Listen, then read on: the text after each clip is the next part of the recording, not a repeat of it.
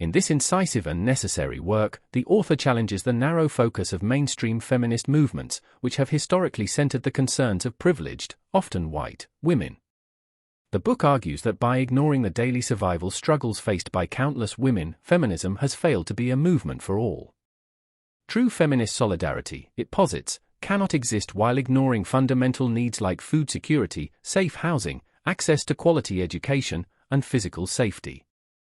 The movement's traditional platforms, the gender pay gap, reproductive rights framed in a specific context, corporate leadership, are revealed as secondary concerns for women who must first navigate the brutal realities of systemic racism and economic deprivation.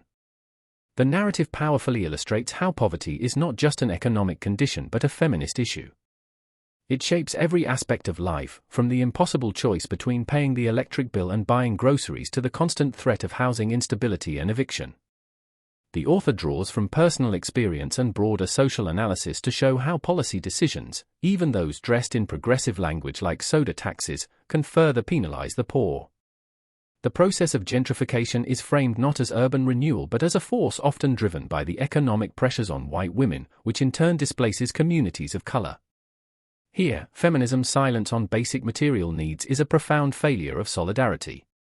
A particularly devastating section explores the world of black girlhood, where support is scarce and scrutiny is harsh.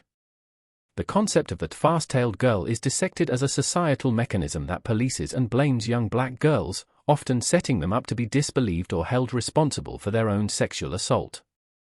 The school system, far from being a sanctuary, is revealed as a pipeline where bias leads to disproportionate punishment and where the presence of police officers can turn minor infractions into life-altering criminal records. The author challenges the reader to ask who is truly being protected when black girls are body-slammed by school resource officers. The discussion extends to body image and health, areas where mainstream feminist dialogue also falls short. The unique pressures of colorism, the privileging of lighter skin within communities of color, and the relentless messaging that equates beauty with whiteness create distinct psychological wounds. Eating disorders in black girls and women are frequently overlooked, masked by the pervasive and damaging strong black woman stereotype that denies them vulnerability and care. The author's personal account of hair straightening rituals underscores how the journey to self-acceptance is fraught with internalized racism that feminism rarely addresses. Reproductive justice is reframed beyond the classic debate over abortion access. From the perspective of marginalized communities, it encompasses the right to have children and raise them in safe environments, free from state violence and environmental toxins. It's about the right to parent without fear that a child will be shot by police or poisoned by lead in their water. The narrative sharply critiques how white women, upon achieving positions of power, often wield that power in ways that harm women of color, whether as punitive school principals, biased healthcare providers, or politicians advocating for harmful policies. Allyship, the book concludes, is insufficient.